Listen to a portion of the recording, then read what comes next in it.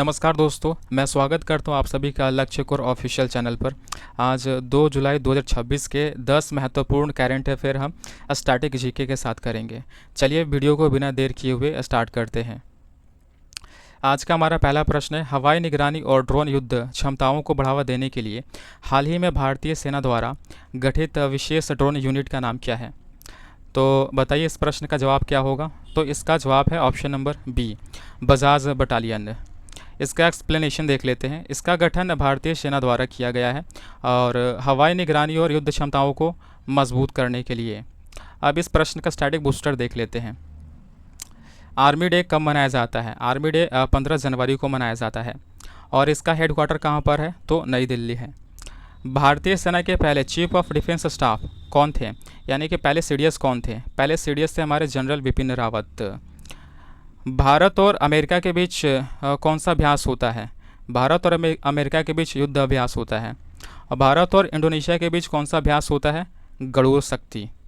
अगला प्रश्न, जनरल उपेंद्र द्विवेदी के सेवानिवृत्त होने के बाद भारतीय सेना के नए प्रमुख के रूप में किसने कार्यभार संभाली है? तो बताइए इसका आंसर क्या होगा। तो इसका आंसर है ऑप्शन नंबर ए, जनरल धीरज सेठ। इसका एक्सप्लेनेशन देख लेते हैं। जनरल धीरज सेठ ने नए थल सेना के प्रमुख के रूप में कमान संभाली है। अब इस प्रश्न से जुड़े स्टैटिक बूस्टर देख लेते हैं। वर्तमान में हमारे सीडीएस कौन है? तो वर्तमान में हमारे जो सीडीएस हैं जनरल अनिल चौहान हैं। और वायुसेना के अध्यक्ष कौन है वर्तमान में? तो जो अमरप्रीत सिंह हैं। नौसेना के अध्यक्ष कौन है वर्तमान में? दिनेश कुमार त्रिपाठी। चलिए आगे बढ़ते हैं। ऑपरेशन स्नो लेपर्ड किससे संबंधित है?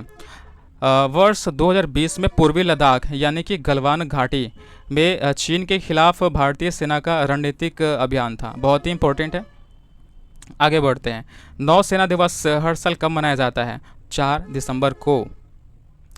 आज का हमारा तीसरा प्रश्न, मुंबई में आयोजित 15,000 इनामी राशि के HCL SRF5 PSA challenger squash tournament के क्वार्टर फाइनल में पहुंचने वाली भारतीय खिलाड़ी कौन बनी है?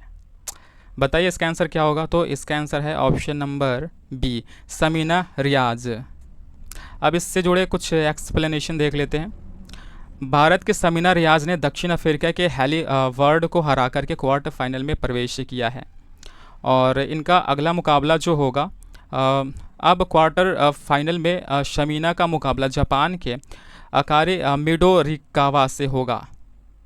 ध्यान रखें, ये प्रश्न काफ़ी इम्पोर्टेंट बन जाता है कि फाइनल में इनका मुकाबला किससे होगा। आगे बढ़ेंगे। देखो, समीना रियाज एशियाई खेलों में भी इन्होंने अपनी जगह बना ली है। आगे बढ़ते हैं। अब इस प्रश्न से जुड़े स्टैटिक बूस्टर देख लेते हैं। देखो, कॉमनवेल्थ गेम्स में स्क्वैश को कब शामिल किया गया था? तो 1998 में शामिल किया गया था और कहाँ पर? कुआलालंपुर में। आगे बढ़ते हैं। किस भारतीय खिलाड़ी ने कॉमनवेल्थ गेम्स 2022 में स्क्वैश पुरुष एकल में देश के लिए पहला व्यक्तिगत पदक जीता था? वो कौन थे? वो थे सौरभ घोषाल। कौन सा पदक जीता था? कांस्य पदक जीता था। आगे बढ़ते हैं। किसे भारत की सबसे कम उम्र की राष्ट्रीय स्क्वैश चैंपियंस बनने का गौरव प्राप्त है? तो ये है इन्हें अनाहत सिंह को। अगला प्रश्न, हाल ही में किस देश के प्रसिद्ध ऑलराउंडर खिलाड़ी बेन स्टोक्स ने अंतर्राष्ट्रीय क्रिकेट से संन्यास की घोषणा कर सभी को चौंका दिया है? तो वो किस देश के हैं? वो है इंग्लैंड के। आगे बढ़ते हैं। एक्सप्लेनेशन इसका देख लेते हैं हम। इंग्लैंड के धाकड़ ऑलराउंडर बेन स्टोक्स ने ट्रेंट ब्रिज स्टेडियम में न्यूजीलैंड के खिलाफ खेले गए टेस्ट मैच के चौथे दिन अंतर्राष्ट्रीय क्रिकेट से संन्यास का ऐलान कर दिया है। इस प्रश्न से जुड़े स्टैटिक बूस्टर देख लेते हैं। आईसीसी का हेडक्वार्टर कहाँ पर है? दुबई और यूएई में है। इसकी स्थापना कब हुई थी? 1909 में हुई थी। पहला आधिकारिक अंतर्राष्ट्रीय टेस्ट मैच कब और किसके बीच में खेला गया था? तो 1877 में ऑस्ट्रेलिया और इंग्लैंड के बीच खेला गया था। कहाँ? और मेलबर्न में खेला गया था। ब्रेंडन मैकुलम किस देश के पूर्व खिलाड़ी हैं? तो वे न्यूजीलैंड के पूर्व खिलाड़ी हैं, लेकिन वर्तमान में ये इंग्लैंड क्रिकेट टीम के कोच हैं। आगे बढ़ते हैं। बीसीसीआई की स्थापना कब हुई थी? तो इसकी स्थापना 1928 में हुई थी और इसका जो हेडक्वार्टर है वो है मुंबई। अब क्रिकेट से जुड़े कुछ शब्द देख लेते हैं, जैसे googly, chinaman, mankading, duck, aces और हैट्रिक। ये ऐसे शब्द हैं जो कि एग्ज़ाम में कई बार रिपीट हो चुके हैं, तो आप इनको बिल्कुल इग्नोर न करें। अगला प्रश्न, हाल ही में भारत ने किस यूरोपीय देश में अपने डिजिटल भुगतान सेवा यूपीआई की शुरुआत की है? बताइए इसका आंसर क्या होगा? तो इसका आंसर है ऑप्शन नंबर बी, यूनान। अब इसका एक्सप्लेनेशन देख लेते हैं। वाणिज्य एवं उद्योग मंत्री पीयूष गोयल के अनुसार यूनान में सेवा शुरू होने के बाद अब भारत का जो यूपीआई है दुनिया के 10 देशों में सक्रिय हो चुका है। याद रखिए इसको कि भारत का जो यूपीआई है वो कितने देशों में चलता है? दुनिया के 10 देशों में चलता है। अब इस प्रश्न से जुड़े स्टैटिक रिवीजन देख लेते हैं। यूपीआई की स्थापना किसने की थी? तो यूपीआई की स्थापना एनपीसीआई ने की थी। इसका फुल फॉर्म हो जाता है national payment corporation of India. UPI किस वर्ष लॉन्च हुआ था? यूपीआई 2016 में लॉन्च हुआ था। और ध्यान दें कि एनपीसीआई की स्थापना कब हुई थी? 2008 में हुई थी। आगे बढ़ते हैं। यूपीआई सेवा को स्वीकार करने वाला पहला विदेशी देश कौन था? तो वो था नेपाल। आगे बढ़ते हैं। हाल ही में किस भारतीय प्रौद्योगिक संस्थान के वैज्ञानिक ने मौसम और स्थानीय पर्यावरण के आंकड़ों से डेंगू के खतरे का सटीक पूर्वानुमान लगाने के लिए क्लाइमेट नामक मॉडल विकसित की है?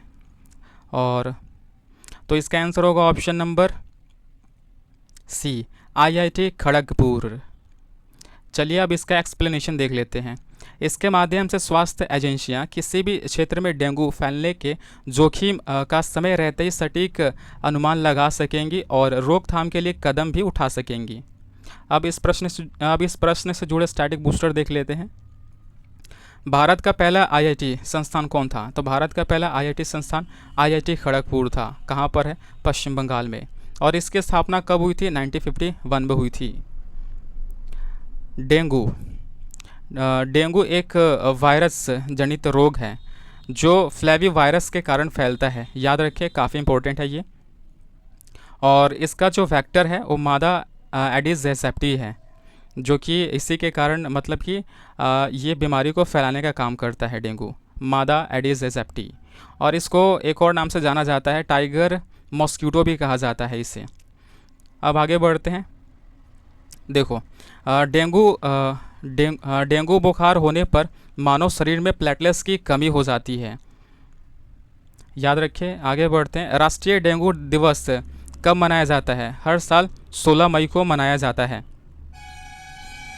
अगला प्रश्न, ग्रैंड शतरंज टूर के हिस्से के रूप में आयोजित होने वाले प्रसिद्ध जागरेब रैपिड एवं ब्लिट्ज शतरंज टूर्नामेंट का आयोजन किस देश में किया जा रहा है? बताइए इसका आंसर क्या होगा? तो इसका आंसर है ऑप्शन नंबर बी, क्रोएशिया। अब इसका एक्सप्लेनेशन देख लेते हैं। विश्व चैंपियन डी गुगेस और युवा स्टार खिलाड़ी आर प्रज्ञानंद इस प्रतिष्ठित प्रतियोगिता में भारतीय चुनौती की अगुवाई कर रहे हैं। चलिए आगे बढ़ते हैं। राजीव गांधी खेल रत्न पुरस्कार के पहले प्राप्तकर्ता कौन थे? तो पहले प्राप्तकर्ता थे हमारे विश्वनाथ आनंद, और इन्हीं को शतरंज का जादूगर भी कहा जाता है। याद रखें। अच्छा, ये भी ध्यान में रखें कि राजीव गांधी खेल रत्न पुरस्कार का जो अब नाम है वो मेजर ध्यानचंद खेल रत्न पुरस्कार है। आगे बढ़ते हैं। विश्व शतरंज दिवस कब मनाया जाता है? 20 जुलाई को। और किसकी स्थापना के अवसर पर? तो फिडे की स्थापना के अवसर पर मनाया जाता है। अगला प्रश्न, भारत में हर साल चार्टर अकाउंट दिवस किस तिथि को मनाया जाता है? तो हर साल मनाया जाता है 1 जुलाई को। अब इसका एक्सप्लेनेशन देख लेते हैं। इसी दिन यानी 1 जुलाई 1949 को संसद द्वारा पारित एक अधिनियम के तहत institute of charter account of India की स्थापना की गई थी।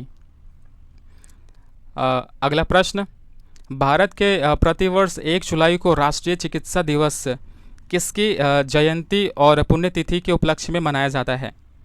बताइए इसका आंसर क्या होगा। तो इसका आंसर है ऑप्शन नंबर बी, डॉक्टर बिधान चंद्र रॉय। एक्सप्लेनेशन। डॉक्टर बिधान चंद्र रॉय भारत के एक महान चिकित्सक, स्वतंत्रता सेनानी और पश्चिम बंगाल के दूसरे मुख्यमंत्री रह चुके थे।